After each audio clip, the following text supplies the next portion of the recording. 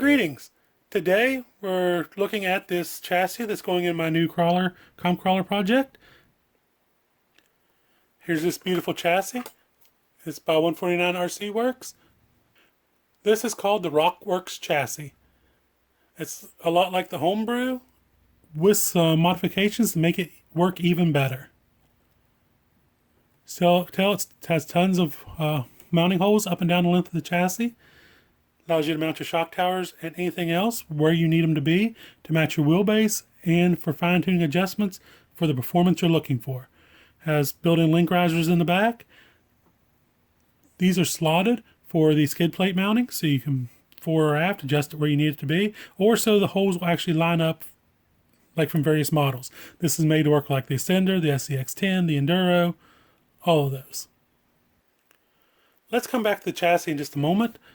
Here are the parts I'm using with it in conjunction with the stock Enduro parts. I'll be using these shock towers right here. These, where if you're familiar with the old Homebrew chassis, the older style, had built-in shock towers. These have shock towers that bolt on and are fully adjustable. These are made by Fish's Crawler Parts. See if I can get a better focus on this for you. There you go. Very well made, very sturdy, indexed for the chassis. But like I said, these are made by Fish's Crawler Parts. All this black you see back here is, which is all very premium stuff. You cannot go wrong with a combination of 149 RC Works and Fish's Crawler Parts. Fish's parts are used by, of course, Rock Werx and Corrupt Carbon Works because they are the best, period. I do have a panhard mount here.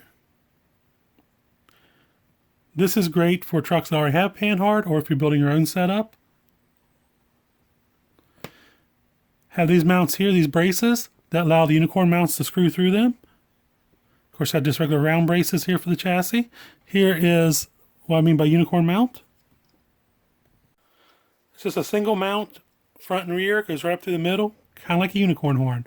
This one, which will be the rear, is built into kind of a rear bumper style setup.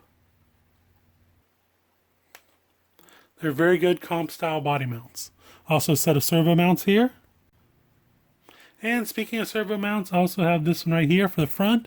It's a dual servo mount. Allows you to run the servo and the winch side by side. Or anything else you need, maybe 2 winches mounted up front. I don't know, whatever you want to mount 2 winches to, or 2 servos to, there you go. I'll use one for steering and one for the winch. Now let's move back to this chassis. The Rock Werx chassis here is available in steel, aluminum, G10, carbon fiber, and soon they should be offering it in titanium. This one is aluminum, and it is very, very light. Let's compare it to the stock Element chassis, shall we? And here we see them side by side. The length is about the same versus stock versus the Rock Werx chassis, but if you notice it has the built-in link risers here that this chassis does not. And also the belly here is a lot skinnier on this one, a lot shorter, so it won't hang up as much. Got all these mounting holes here. So you mount your shock towers wherever you need to for your wheelbase or for your fine-tuning and adjustments. Let's talk about one of the big differences here. Is where this is a steel chassis and this is an aluminum one, there's quite a bit of weight difference between them. Here, let's take a look at them and see how much each one weighs. First up, we have the stock steel chassis.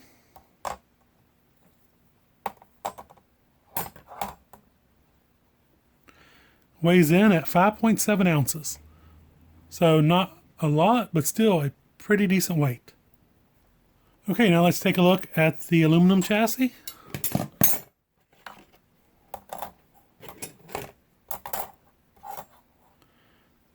It comes in at 2.7 ounces, so a solid 3 ounces lighter. That doesn't sound like a lot, but whenever you're going for lightweight, that'll make a world of difference right there. So I hope you enjoyed this little video and looking at these two chassis. I hope you notice all the advantages that this chassis has. Next up, we'll start assembly of the project. And I'm sure I'll be making little videos along the way of things I run into. If you want to follow the progress a little bit quicker than what pops up here on YouTube, you can check us out on Instagram. Link to it's down below. If you have any questions or comments, feel free to ask here, Instagram, Facebook, TikTok, wherever. and we'll do our best to answer them. If you like this video, go ahead and subscribe. That way you can follow along on this project and any other projects we do. And until next time, happy RCing.